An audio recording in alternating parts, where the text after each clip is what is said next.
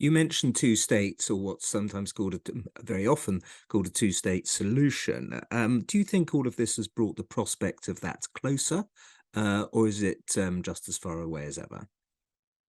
In the immediate term, I don't see any appetite at all for any Israeli leader of left or right, or indeed the Israeli public, to trust a Palestinian state, or at least unless the only way this would come about is look, I was a supporter of Palestinian democracy. I now think you can't have it overnight. So, what I'd like to see is someone like Mohamed Dahlan, who is a Fatah Palestinian Authority secular leader who is in exile in Dubai, in the United Arab Emirates. He's a Gaza native.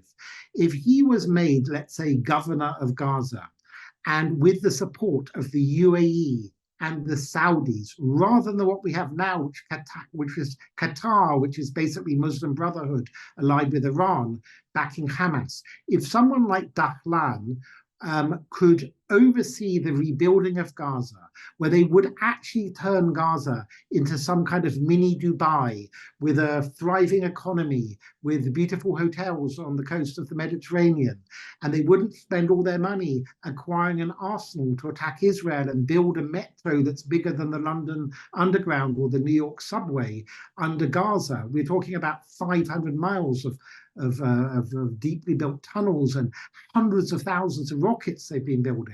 If you have someone like Dahlan under the auspices of the UAE run Gaza, and although it seems expensive, we're talking about a population of 2 million. If you look what Qatar, say, spent on the last World Cup building stadiums and a metro, we look at what Saudi is spending on Neom, the new city that they're building near Jeddah. It's not that expensive to build up a kind of mini Dubai or Singapore. Among the Palestinian population are quite a lot of entrepreneurs and high-tech engineers and so on. There are people who can build a thriving economy, and it could have been built since Israel left in 2005. The problem has been Hamas, and the problem's been ideology. It's not that there couldn't be a perfectly nice state in Gaza. There could be. You know, Singapore's also a small state. Abu Dhabi and Dubai are small.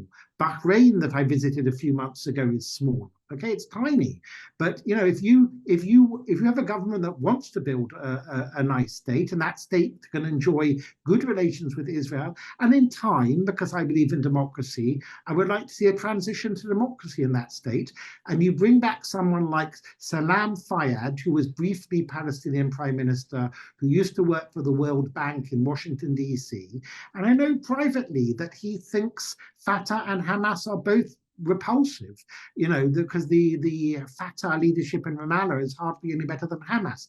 But as long as Anthony Blinken and Macron and David Cameron put their faith in Abbas, the Palestinian leader in Ramallah, it's hopeless. He's a Holocaust denier. He's a dictator. He has no vision for the Palestinian people. It's not a question of money. They have got more money per capita than Europe got post-war in the Marshall Fund. It's not a question of money. It's a question of getting the right governance there.